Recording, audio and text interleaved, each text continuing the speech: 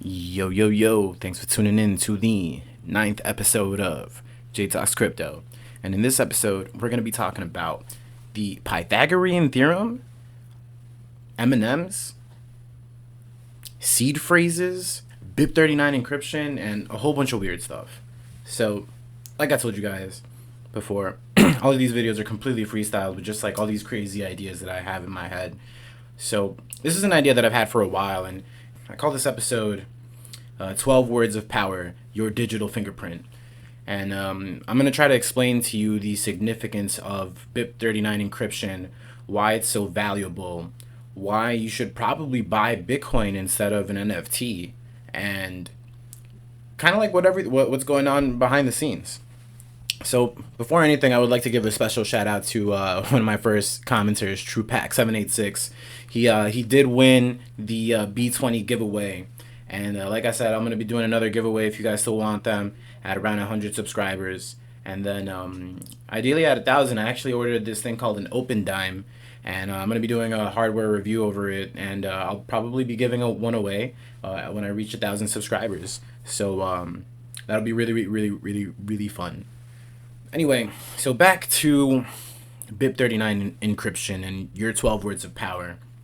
So if you go on MetaMask, for example, or if you're interested in buying an NFT on OpenSea on Ethereum, one of the things that you're doing that you have to do in order to claim ownership of the NFT is to download an app like MetaMask or some sort of wallet, and then create an Ethereum address or create an Ethereum wallet, and it's going to give you 12 seed words. And once you enter the seed words into the app, it generates an Ethereum address, and that Ethereum address can claim ownership of your NFT. Now, you're like, Jay, why would you say to buy Bitcoin over an NFT? Well, in my opinion, what's going on? It's the seed phrases are a part of something called BIP39. It was Bitcoin Improvement Proposal number 39, and essentially they were trying to make it easier for people like you and me to have an extremely high degree of security without having all of the complexity involved. So essentially, whenever you buy an NFT, what you're using to secure it is something that was invented for Bitcoin. And that's why at this point, I would probably defer to buying Bitcoin more, because what you're buying is you're buying the protocol, the underlying technology that enables all of these other cryptocurrencies to even work. If it wasn't for BIP39, would Ethereum even exist? And that's kind of like where my head's at with this. And this has been somewhat of a slow evolution. Yeah, I just thought it was super interesting to talk about. Now, actually, I wanted to explain BIP39 encryption and why it's so powerful. Like, sometimes like you look at these 12 words and it's really difficult to wrap your head around. It's like, how can this have so much security? And that's what I'm going to try to explain to you right now.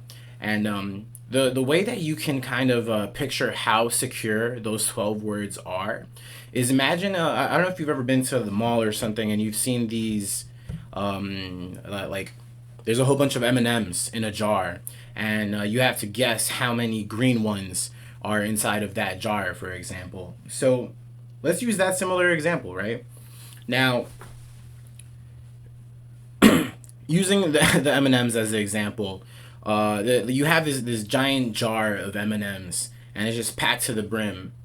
Now, what are the chances that if you closed your eyes and if I closed my eyes and we both reached into the jar of M&Ms, that we would pick out the exact same M&M?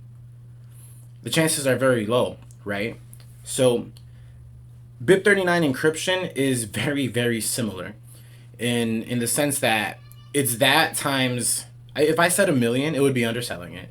It's like it would be the number that I would have to multiply it by. You can't even comprehend it because there are that many zeros attached to it. And so just to hone in the M&M example, what you would need to do is to actually get like some sort of scale so you can wrap your head around how secure it is instead of M&Ms in a jar, what you're doing is replacing all the M&Ms with sand. And instead of using a jar, what you're doing is you're using you're going to the beach. Except it's not just the beach, because the entire world that the beach is on is made out of sand and there's no water. And this world of sand that this is the like one, like you're taking one grain of sand onto an entire earth made of sand, and you're dropping it into this pile of sand, and then you're telling someone with, you know, a regular size hand to blindly reach into this earth and then grab the exact same molecule of sand that you dropped in there. And so that's actually underselling how secure a BIP39 encryption really is, because it's not like the size of the earth. It's actually, imagine just the entire, all of the universe and all of the space in between the universe. That is the size of the jar. So it's like this, and that includes the space between here and the sun, and here and the moon, and here and Pluto, and from the sun to Alpha Centauri. All of that space. Imagine all of that space being filled by complete sand. And the sand is actually smaller than a grain of sand, because the sand is the size of an atom. And it's just, that's the matter, that's the bucket that you are putting your essential, that's your pick. Like, you know, it's like, so, you know, when people say like, well, what are the chances of someone guessing my seed? It's like, you can think of it like that. It's just like the same chances of them picking the same seed that I have is equal to me putting my hand into this universe of sand and grabbing the exact same molecule. So it doesn't matter if there are 7 billion people on Earth. It doesn't matter if there are a trillion people on Earth, because the number is just so ridiculously big that it's just it's I'm not gonna say it's impossible, because it's that's actually technically incorrect, but it's very very very small. Now, another like idea that I had a long time ago that helps me kind of understand this a little bit more and kind of explain this to people is this idea of digital scarcity. And it's really really hard to wrap your head around digital scarcity, because it's not something that we ever ran into before as humans.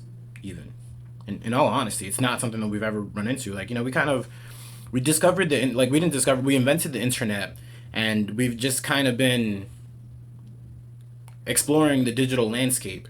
And when we encountered Bitcoin, we encountered like a data set that doesn't behave similarly to other data sets, because with other data sets you can just copy it easily and then send it to everybody, and you can send it to everybody quickly and cheaply, instantly, and no one can essentially tell that it was sent anywhere else.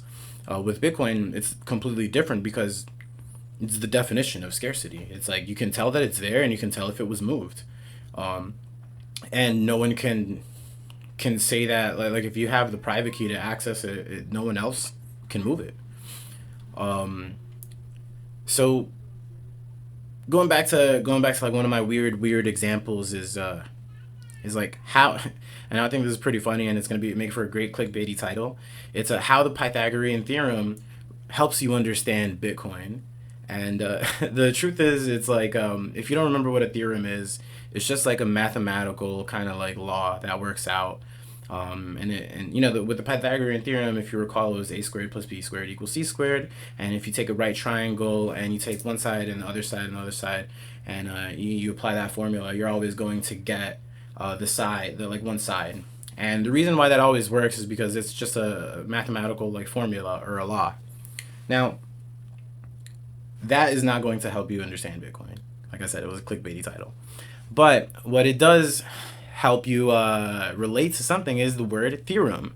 Because if you agree with a squared plus b squared equals c squared, you know that it works, then you understand that theorems have mathematical integrity. Now, there's this other theorem that is called the infinite monkey theorem. And essentially, and pretty much what it says is that if you take a group of monkeys and you have them typing stuff out for an infinite amount of time, eventually what the monkeys are going to do is write out the entirety of all of Shakespeare's works, word for word, letter for letter, space for space, because that's just how mathematical probabilities work. If you give it enough time, it will happen. So I've kind of extrapolated this to mean something else for me. And one of the things it's an interesting implication. If you've ever generated a wallet before, and like let's say you generate the seeds, you generate your 12 words, you realize that there's nothing in it because you have never sent anything to that address. And technically speaking, every single address already exists. We just have never generated the seed that accesses it. So how the hell does that relate to the infinite monkey theorem? So I would say that, and how does that relate to Bitcoin? What are you talking about, bro? So I promise I'm going somewhere with it. In my head, it kind of makes sense. So the way I see it is that in the digital world, everything already exists, because no one, for the infinite monkey theorem to be a accepted mathematical theorem, it like, in reality it doesn't work, because there's no monkeys that live forever that can type for infinity. So what they use monkeys for is as a device, like a computer, that will make infinite random guesses. So what I take that to mean is that everything in the digital world already exists. Think about it.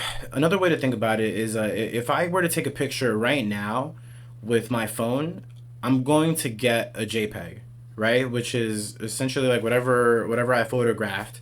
And if you actually look at it on like a code level, it's a series of ones and zeros. It's a series of ones and zeros with .jpg at the end that tell the computer how to generate and what to generate in that image. So if you have this random device or this monkey, and that monkey's job is to just type in a whole bunch of ones and zeros to try to generate a random JPEG, even though the probability of it is very low, one could say that that monkey could generate a set of ones and zeros that if you add a .jpg at the end of it, it's taking kind of like a picture from the future, or a picture that hasn't even been taken. So I know that's kind of like really, really confusing to think about, but it's something that that came to mind when I thought about Bitcoin and how hardware wallets work. Because if you have all of these wallets, that if you take any like random 12 to 24 words and you pop it in, and it generates a completely empty wallet, and technically every single wallet already exists. We just haven't generated the key to access it. And every single picture that we take is already exists. We just haven't used our phone to capture the 1 and 0 string that matches that. And that's one of the things that I feel makes Bitcoin so special and so unique, because once you picture it in that way, in that lens, and you perceive it through that perspective, that's when you can kind of truly see that it's a digital scarce item that behaves differently than any other data set that we've ever seen in our entire lives. So this video got a little bit long, but I'm wrapping it up. I want to say thanks to anyone. I got 21 subscribers. I can't believe it. Like, comment, subscribe. You guys already know I hate asking, but this is J Talks Crypto, and I'm signing off. Peace.